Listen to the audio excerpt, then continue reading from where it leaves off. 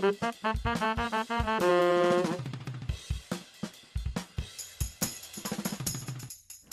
to this week's episode of the Compliance Digest, presenting topics on all things compliance related. My name is Alex Krenke, and with me this week is Aaron Thompson. Aaron, welcome. Thank you. This week we'll be presenting a speech that was given at the PLI seminar on broker-dealer regulation and enforcement in 2012. It was delivered by Susan Axelrod. So, Aaron, I know you had a chance to read over the speech and go into some of the details that she covered. Do you just wanted to quickly give us an overview about the FINRA update? Absolutely, Alex. Susan Axelrod is Executive Vice President of Sales Practice Enforcement. She sees a lot of examinations and is a great authority on the topics. She was talking to the PLI group, which is a number of lawyers who deal with the securities business. And she gave a great look at the progress that has been made on the FINRA 2012 plan and also tipping the hand to what might be important over the next 20 months. Okay. Do you just want to go into that then? Like, what should we be looking forward to in the next 20 months? First, I just want to touch on, with the 2012 plan, what progress has been made. FINRA is really proud of becoming more risk-based rather than checklist-oriented, which is a major stress, as you remember from the FINRA conference. And they're getting good feedback from member firms for the most part. And then they're also excited about the OATS system, which is an audit trail on stock transactions.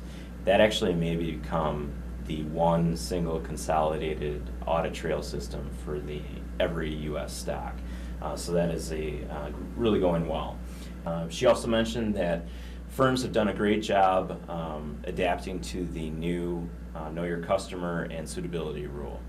For instance, account applications have been updated to ask the additional questions. Now let's talk about what to look forward to in the next 20 months. Complex products, I feel like a broken record, they just continue to be really important. Investors earn nothing right now on a money market or a bank account. Investors are also going for structured notes, which offer a higher return, but you typically have to hold on to them for, say, 5 years or pay a penalty.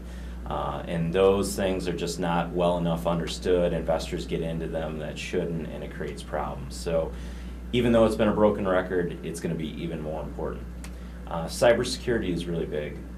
Susan listed off several multi-million-dollar fines and then talked about the summer problems with every bank getting a cyber attack. And it was almost scheduled. It was so ridiculous. And then lastly, she hinted that one area where there wasn't enough satisfaction on the progress to the plan was the concept of conflicts of interest. And this is globally, not like a specific representative thinking about different products. This is a company and their different affiliate relationships. And you need to disclose that and disclose that in a way that it actually makes sense to investors. And that's the challenge. And it doesn't sound like there was enough progress on fines or best practices, an area that's going to be more to be seen in the future. So that's really important. You need to have a great IT group that has no barriers in terms of their ability to create action with an organization. No roadblocks whatsoever. Full encryption. Smartphones, they leave the walls of the firm. Those need to be fully encrypted. And then lastly, an independent review of your testing.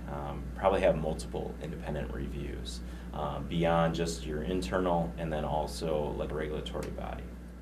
Lastly, getting into a suggestion related to the suitability rule and the enhanced suitability rule. Have a hold ticket. There's a buy ticket, there's a sell ticket for years. Now some firms are actually having a hold ticket so that you can document this investor is still a good fit for this investment, and this is why. If you don't do that, you could also enter notes into your CRM system as a way of tracking a conversation. Let's say during a conversation a representative brought up that there was certain risks with a structured note. And they talked about how this investor was still seeking growth, so it was still good for them. And if you have a way so that if FINRA walked in and said, okay, John Smith's unhappy, tell me what type of job you did, you can really go to that conversation and say, well, actually on this date we reviewed this particular aspect that they're upset about, and they're going to be in a much better situation. Yeah, I agree. Those are definitely important factors to consider when looking at your 2013 compliance plan. And I know that FINRA will likely be rolling out a new update on their exam focus for 2013 coming up pretty soon. So Absolutely.